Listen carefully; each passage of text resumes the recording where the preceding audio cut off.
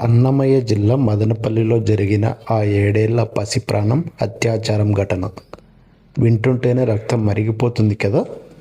అసలు ఆ రాక్షసుడు కులవర్ధన్ దొరికాడు అనుకునే లోపే పోలీసుల చేతుల్లో నుంచి ఎలా జారిపోయాడు, మరి కొన్ని గంటల్లోనే చెరువులో శవమై ఎలా తేలాడు?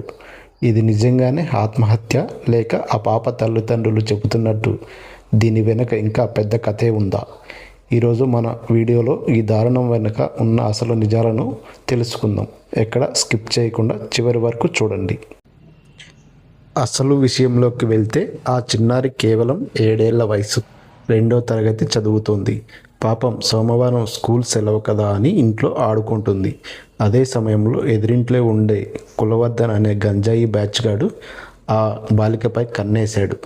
ఎవరూ లేని సమయం చూసి ఆ పాపను లాక్కెళ్ళి ఒక మృగంలా ప్రవర్తించి అత్యాచారం చేశాడు.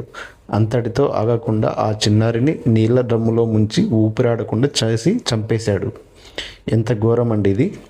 చంపేసిన తర్వాత కూడా ఆ రాక్షసుడు ఏమీ తెలియనట్టు అదే గదిలో రాత్రంతా నిద్రపోయాడు. అంటే వాడు ఎంత సైకోనో అర్థం చేసుకోండి.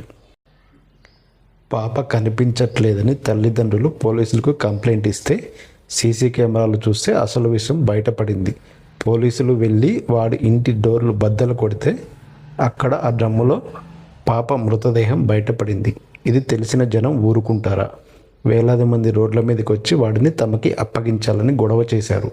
ఆ గందరగోళంలో పోలీసులు వాడిని స్టేషన్కి తీసుకెళ్తుంటే హైవే మీద జనం అడ్డుపడడంతో ఆ ట్రాఫిక్ను అడ్డం పెట్టుకొని వాడు పోలీసుల కళ్ళ ముందే పారిపోయాడు.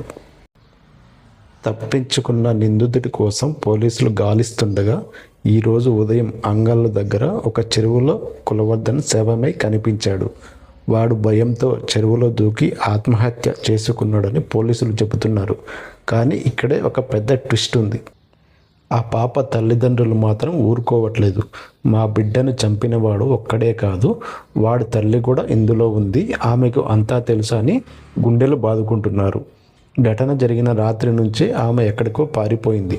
అలాగే నిందితుడు గంజాయికి బానిసని, వాడితో పాటు ఒక గ్యాంగ్ కూడా ఉందని, ఆ గ్యాంగ్ను కూడా పట్టుకోవాలని వాళ్ళు డిమాండ్ చేస్తున్నారు. పోలీసుల ముందే వాడు ఏం చేసుకుంటారో చేసుకోండి అని పొగరుగా మాట్లాడాడట. ఇంతటి మొండిగట్టాన్ని వదిలేదు లేదని జనం కూడా కోపంతో ఉన్నారు. చూశారు కదా ఈ గంజాయి మత్తు ఎంతటి అనర్థాలకు దారి తీస్తుందో. ఎస్పీ గారు అయితే గంజాయి నెట్వర్క్ను కూల్చేస్తామని చెబుతున్నారు. మరి ఆ చిన్నారి తల్లిదండ్రులు కోరుతున్నట్టు నిందితుడు తల్లిపై కూడా విచారణ జరగాలి కదా. అసలు నిందితుడు పోలీసుల నుండి తప్పించుకోవడం ఏంటి? వెంటనే శవమై తేలడం ఏంటి? దీని వెనక ఇంకా ఏదైనా రహస్యం ఉందంటారా? మీ అభిప్రాయాన్ని కింద కామెంట్ చేయండి. ఇలాంటి దారుణాలు మన చుట్టూ జరగకుండా ఉండాలంటే మనం కూడా జాగ్రత్తగా ఉండాలి. ఈ వీడియోకి అందరికీ షేర్ చేయండి. జై హింద్.